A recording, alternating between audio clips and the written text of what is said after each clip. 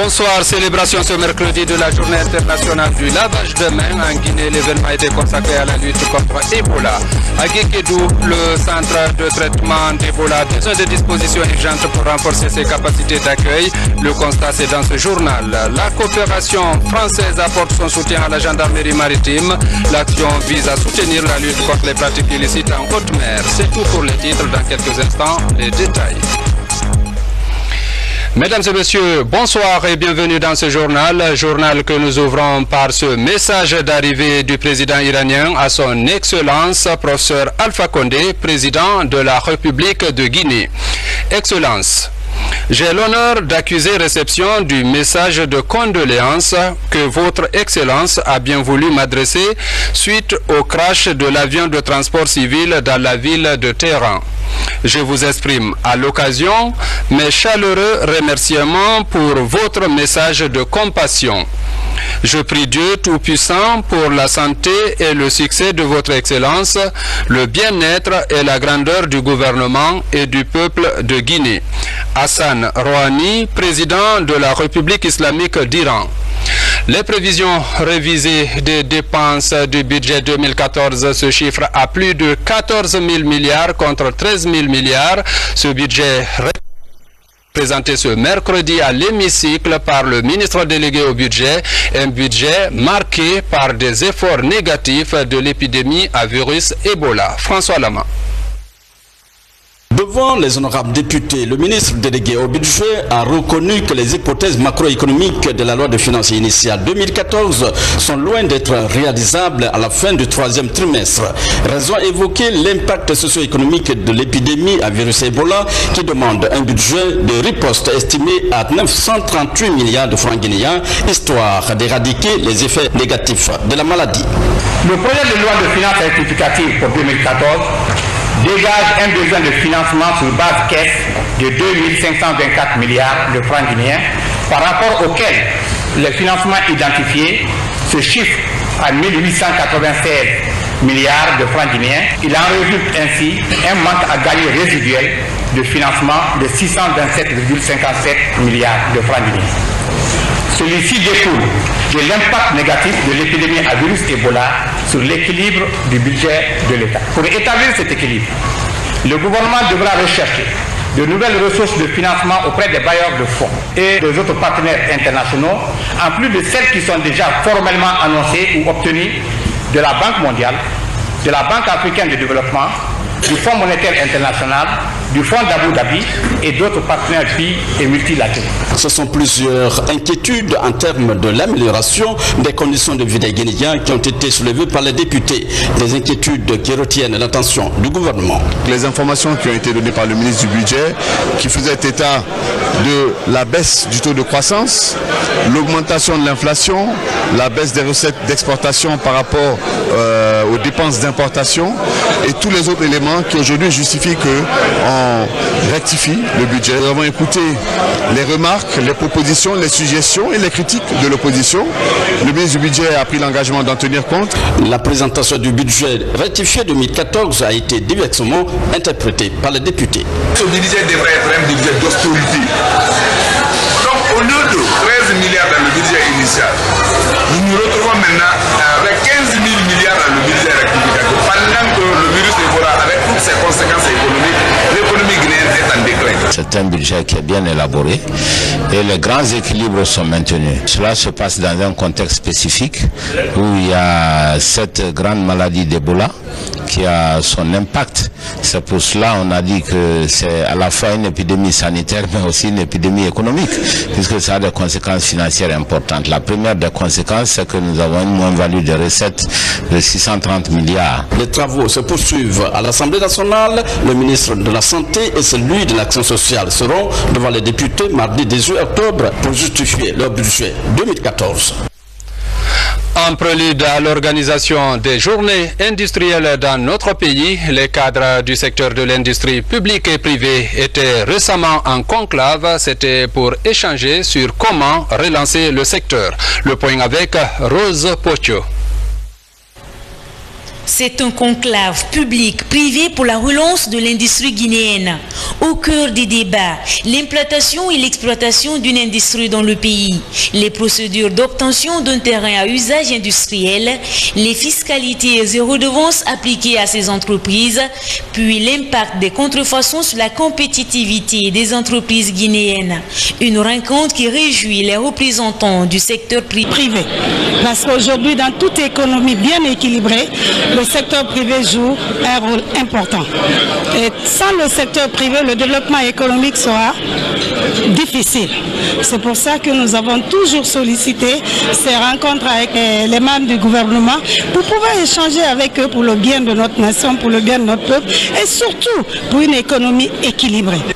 Ces journées préparatoires sur l'industrie guinéenne devraient non seulement permettre d'identifier les problèmes du secteur public et privé, mais aussi envisager les solutions pouvant créer un réseau industriel performant et compétitif. Les journées nationales de l'industrie guinéenne vont permettre de faire le point sur la politique industrielle de la Guinée. Nous savons qu'il y a actuellement des obstacles qui ne permettent pas le développement de l'industrie en Guinée. Ces obstacles font que les conditions ne sont pas véritablement favorables à l'essor de l'activité industrielle. Nous savons que la Guinée actuellement consomme étrangers à outrance. Pourtant, nous faisons des efforts, le gouvernement fait des efforts pour attirer les investisseurs directs étrangers. Il s'agit de se retrouver, de mettre sur la table tous les problèmes qui empêchent ou qui entravent le développement de l'industrie, le secteur privé avec le public, discuter et trouver ensemble les solutions pour une nouvelle stratégie industrielle. Les échanges doivent donc aboutir à l'élaboration d'un document de politique industrielle, document qui sera intégré à la politique industrielle commune de l'Afrique de l'Ouest. Ceci afin de tirer profit des avantages comparatifs des États membres et de leur complémentarité. Demain, à l'instar des autres pays du monde, la Guinée va célébrer la Journée mondiale de l'alimentation 2014. Cette année, cette journée est placée sous le thème « L'agriculture familiale, nourrir le monde, préserver la planète ». Commentaire Fodé Camara.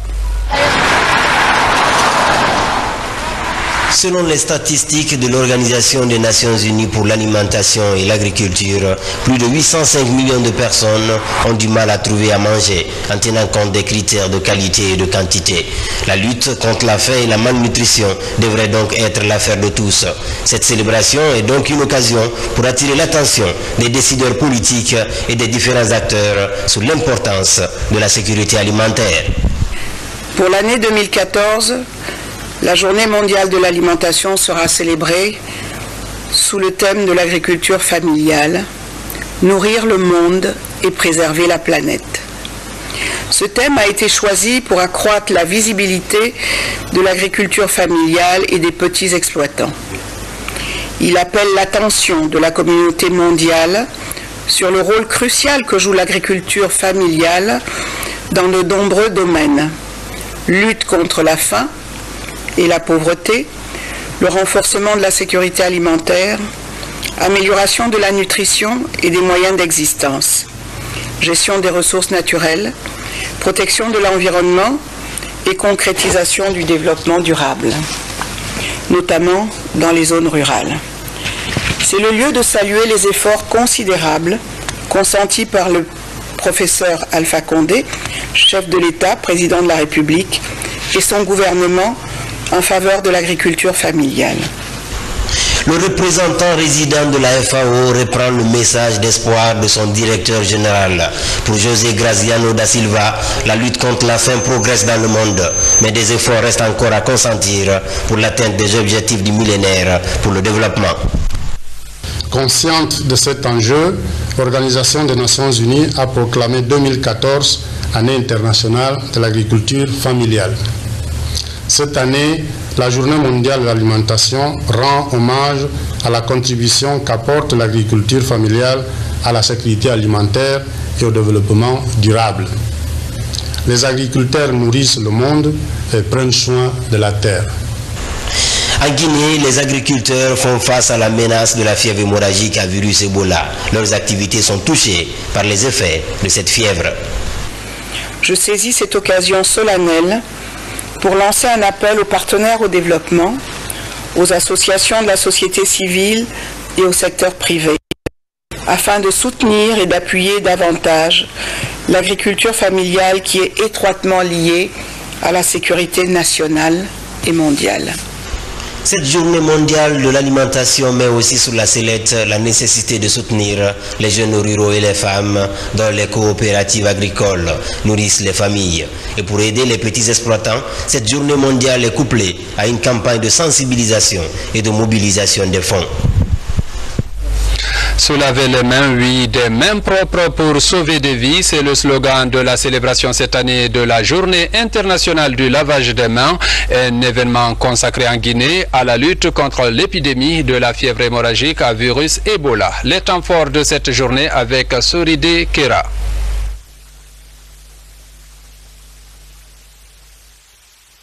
Mais cependant d'éviter plusieurs maladies d'origine infectieuse. Il devient ainsi nécessaire avant toute alimentation et après chaque toilette. La 6e journée mondiale du lavage des mains est célébrée sous le thème des mains propres pour sauver des vies. Le lavage des mains est un geste simple, mais qui est très important. Il faut pratiquer ce geste au moment dit critique.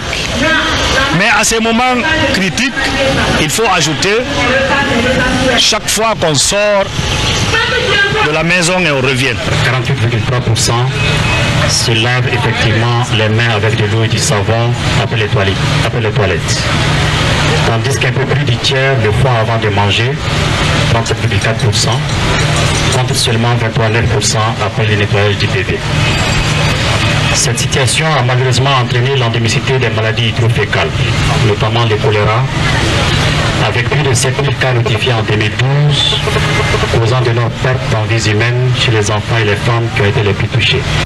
La célébration de la journée mondiale du lavage des mains intervient en Guinée dans un contexte d'épidémie de la fièvre hémorragique à virus Ebola.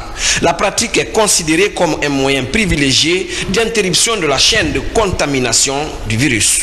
Les Nations Unies n'auraient-elles pas eu raison de décider de la journée mondiale du lavage des mains qui donne l'opportunité de placer cette question de santé publique au devant de la scène et de mobiliser l'ensemble des acteurs autour d'activités de plaidoyer et de mobilisation sociale en faveur de cette pratique reconnue comme pratique familiale essentielle. Pour attirer l'attention du plus grand nombre de personnes sur l'importance de la pratique régulière du lavage des mains, les autorités sanitaires et les partenaires donnent la leçon à la faveur de cette journée. Une scénette a permis de mieux informer sur la maladie à virus Ebola. Un jeu concours sur l'origine et les manifestations de la maladie a sanctionné les travaux de cette célébration de la journée mondiale du lavage des mains. La sensibilisation dans les ports et autres marchés des différentes communes, c'est un projet piloté par le ministre de l'Action sociale.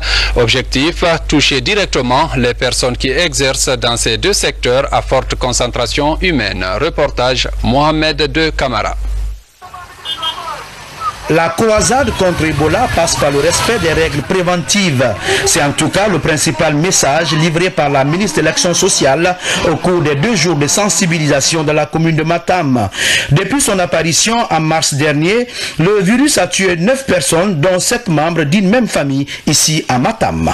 Dans une famille Camara, il y a eu près de 7 morts. Le chef de famille, le papa, est décédé.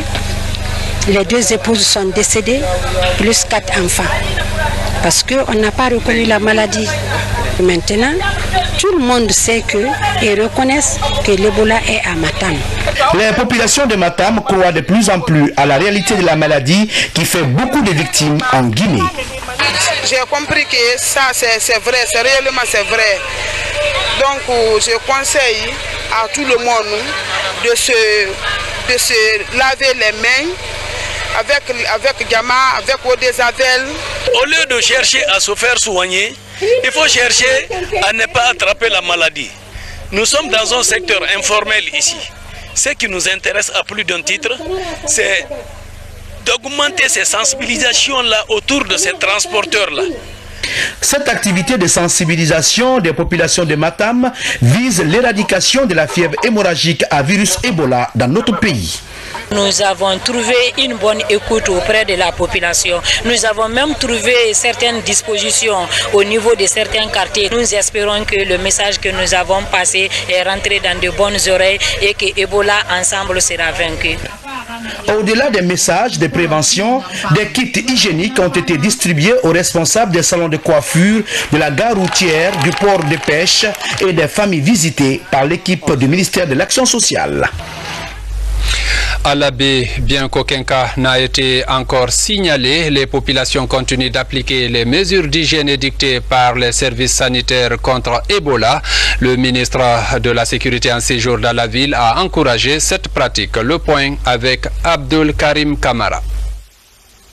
Par les temps qui courent à l'Abbé, l'ennemi commun est le virus Ebola, quelle que soit la nature d'une rencontre. Face à la population, le ministre de la Sécurité appelle au respect des règles d'hygiène. Jeunes, sages, élus locaux, Madi Findiane les demande à soutenir les efforts d'intervention des équipes sanitaires, sans oublier qu'ils doivent agir en synergie pour vaincre cette épidémie à l'Abbé. J'ai trouvé une population très disciplinée. J'ai trouvé une population qui est engagée à participer au développement de ce pays. Depuis quelques mois, les autorités de la préfecture de l'Abbé travaillent à la mise en place des comités de riposte. Elles affirment que le message du ministre les relance davantage. Nous sommes réellement très satisfaits. Le ministre a livré le message du chef de l'État, de son Excellence, Monsieur le Président de la République, le professeur Alpha Condé. Et je sais que le message a été réellement entendu et apprécié par tout le monde. Quant à la population, elle est plus que jamais déterminée dans le combat contre le virus maudit. On s'engage plus aujourd'hui, encore plus qu'avant. On s'est engagé, on est engagé, on s'engagera encore pour la lutte contre Ebola. Nous sommes en train de bénir dans tout le monde. Pour l'Ebola, là, ça va finir. 7 mois après l'apparition de la fièvre à virus Ebola en Guinée, aucun cas n'a été recensé dans la préfecture de l'Abbé. Bofa, une zone touchée par la maladie, n'est pas en reste dans la sensibilisation. Le ministre de la ville était dans la localité pour mieux expliquer aux populations comment rompre la chaîne de contamination. Compte rendu Bernard Tonguino. Le ministre de la Ville, de l'Aménagement du Territoire, fait le tour des 7 communes rurales de la préfecture de Bofa. Objectif, sensibiliser les populations sur les méthodes de prévention de l'épidémie Ebola. De Koba, Tamita, Lisso, à Bofa Centre, en passant par Mankuntan, Tunifili et Duprou, Ibrahima Bangoura s'est adressé aux populations dans la langue du terroir. Partout, c'est la même alerte, la même détermination, le même message pour un seul objectif, combattre l'épidémie Ebola.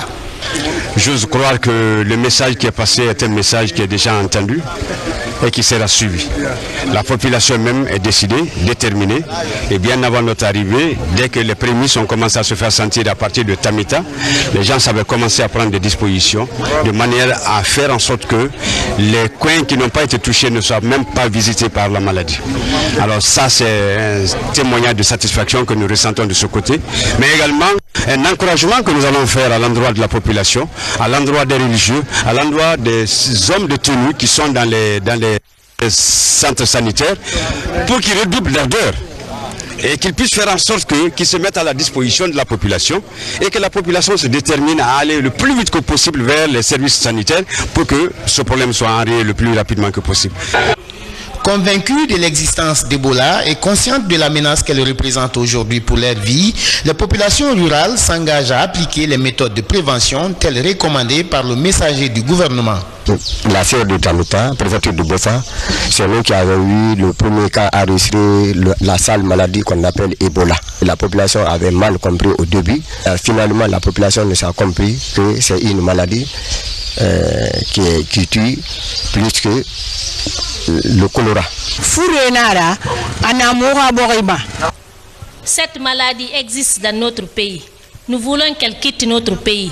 Nous devons nous battre tous pour lutter contre cette maladie, pour qu'elle sorte de chez nous.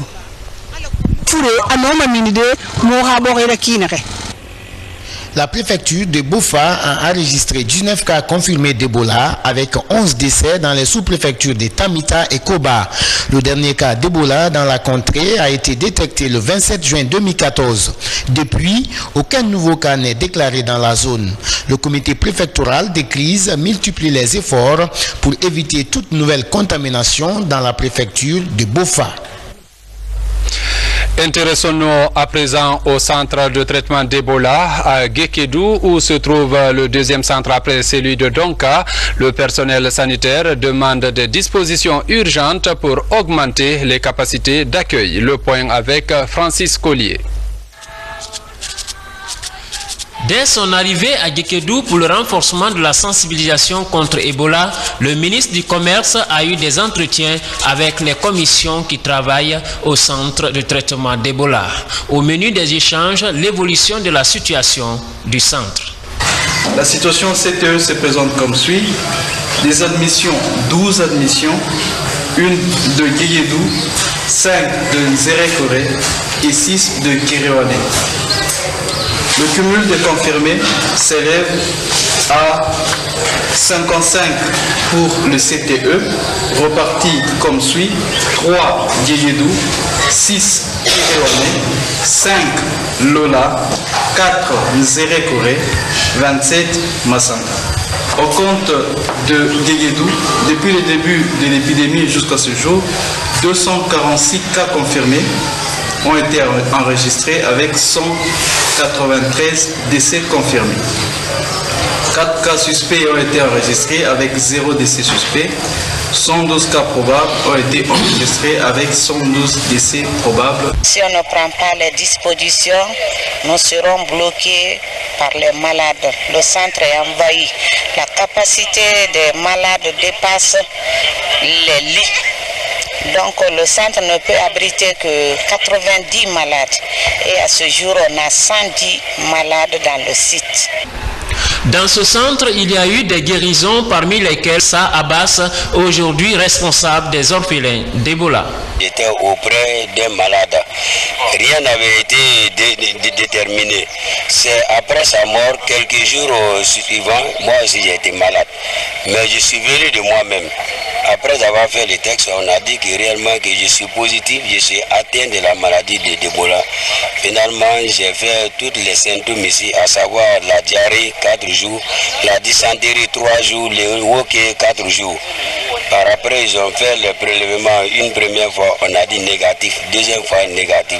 J'ai été accompagné dans ma localité avec l'attestation qu'on m'a remise sur laquelle il est écrit « Il n'est plus contagieux ». Il y a des nourrices, des femmes qui viennent avec leur bébé. Après le texte, on dit que la femme elle est positive. On ne peut pas l'admettre avec le nouveau-né. Nous, on reprend directement l'enfant pour que l'enfant, son suivi soit fait ici. Pour les autorités, cette réunion technique avec les acteurs impliqués dans la lutte contre Ebola est un moyen de suivi en vue d'une action coordonnée contre l'épidémie. Le combat contre Ebola se poursuit activement à travers des campagnes d'information et de sensibilisation.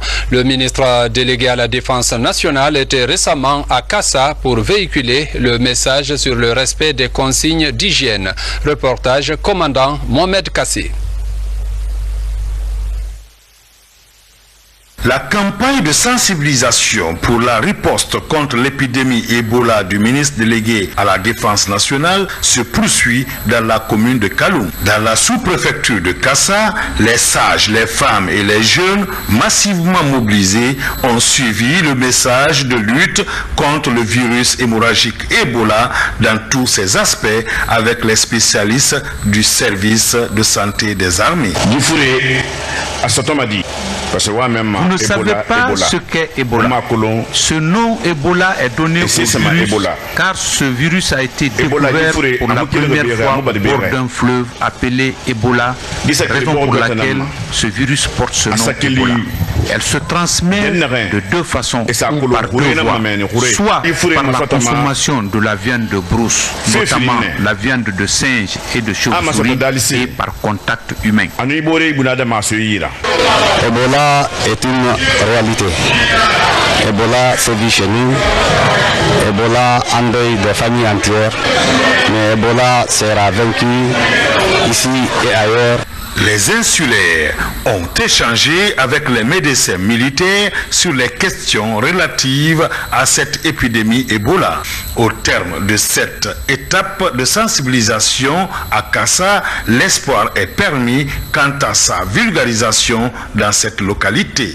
Depuis l'apparition de cette maladie, le président de la République effectue des déplacements pour trouver de l'aide afin de vaincre l'épidémie. Les ministres, accompagnés des techniciens de la santé, sont également sur pied pour éradiquer Ebola. Des prières et bénédictions ont été dites par les sages pour l'éradication de cette épidémie dans notre pays. La coopération française appuie la gendarmerie maritime. Un lot d'équipements vient d'être mis à la disposition de cette unité. La remise s'est déroulée au siège du Haut Commandement. Reportage Sergent Alassane Diaby. La gendarmerie maritime est la récente unité spécialisée de la gendarmerie nationale. Créée en 2009, depuis, elle bénéficie de l'attention de la coopération française. Elle reçoit en moins d'une année le deuxième lot de matériel de protection et d'intervention. Cela va nous permettre de doubler d'abord pour pouvoir accomplir notre mission en mer. Et c'est le moment de remercier toutes les autorités qui sont en train de se battre pour initier cette unité au même niveau que les autres. Et ce matériel qui a été distribué aujourd'hui concourt directement à renforcer la capacité opérationnelle de cette unité. Ce lot de matériel d'une valeur de 92 millions de francs guinéens est composé de bouées de sauvetage, des paires de bottillons, des masques et des gilets de sauvetage autogonflants. Vous m'avez entendu dire tout à l'heure, professionnel, ça ne rimera à rien. Donc aujourd'hui, l'orientation est sur les différentes formations techniques et professionnelles pour ce personnel en relation avec les équipements que nous recevons, qui est en réalité l'objectif principal. La gendarmerie maritime a une mission conjointe avec la marine nationale et les services de la préfecture maritime, celle de surveiller l'espace maritime guinéen contre toutes sortes de pratiques illégales. Les personnes handicapées ont désormais leur siège. L'édifice a coûté $84 000, financé par Oshiwa Guinée. Le bâtiment est situé au quartier Simbayagar. Reportage Tcherno Marouf Ba Sadoubari. En Guinée, les personnes handicapées représentent 15% de la population, soit 1 350 000 habitants. Ces personnes atteintes de déficience physique sont marginalisées par la société selon elles. D'où la création du réseau guinéen des organisations des personnes handicapées pour la promotion de la Convention internationale relative aux droits des personnes handicapées. Après sa campagne nationale de sensibilisation citoyenne sur les droits de ces personnes dans les 8 régions administratives, elle inaugure son tout premier siège national. La création de ce centre n'est pas une fin en soi. Ces personnes qui sont porteurs de déficience se sont mis à l'œuvre près de certains partenaires de la place pour pouvoir mener d'abord des activités sur le terrain. Ils n'ont pas commencé par la construction du centre, mais ils ont d'abord prouvé leurs compétences sur le terrain dans des actions vraiment concrètes visant la défense des droits des personnes handicapées. Et donc c'est à terme donc, ces activités que ces mêmes bailleurs de fonds, par mesure de confiance, les ont aidés à trouver un siège. Avec l'inauguration de ce nouveau siège national, ce réseau se fixe pour objectif d'amener les Guinéens à prendre conscience des droits des personnes handicapées en vue de leur prise en compte effective. La majorité de ces personnes handicapées ne contribuent à rien à la vie économique et sociale du pays. Parce qu'elles sont exclues et marginalisées au sein de leur communauté. Le président du réseau guinéen des organisations des personnes handicapées, Ropacid, a échangé avec les journalistes sur les actions menées et les résultats enregistrés par le réseau depuis sa création. Un autre siège, cette fois-ci pour les communicateurs traditionnels. Le centre se trouve à Sigiri. Il va permettre aux djeli de la sous-région de se rencontrer quotidiennement pour échanger en vue de valoriser le rôle de cette couche dans la sous-région. Le point avec Safiatou Kondé. Djeli Tomba ou l'association des communicateurs traditionnels Mandinga. Cette structure a maintenant un siège sous-régional érigé à Sigiri. C'est un rêve qui se réalise avec cet espace moderne. Un espace qui crée les conditions favorables à ces gardiens de la tradition et garants de l'équilibre social d'être plus actifs dans le règlement des différends. Après la mort de Mbaba Djibaté, nos vieux pères, notamment Elhadji Kabinedian Djibaté, Badji Danwo, qui est à Manintro, c'est ceux-ci qui m'ont choisi pour prendre la relève. Donc j'ai jugé nécessaire aussi de laisser une trace. Mais une trace qui doit honorer l'ensemble des griots de la sous-région et de la Guinée. Avec ce tout premier centre culturel de communicateurs traditionnels, les griots de la sous-région pourront se ravir car le Djeli Tomba regroupe tous les griots de l'Afrique de l'Ouest. C'est pourquoi l'intronisation en 2009 de leur président à Kankan a connu la présence des délégués du Burkina Faso, de la Gambie, du Mali et du Sénégal.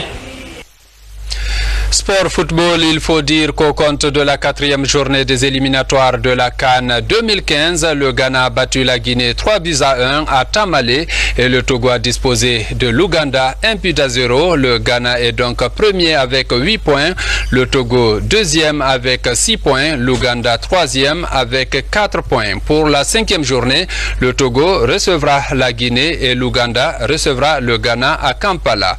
Mesdames et messieurs, c'est la fin de cette édition. Merci de votre aimable attention. Demain, comme tous les jeudis, vous recevrez Yamoussa Sidibé. Quant à moi, je vous souhaite une excellente soirée.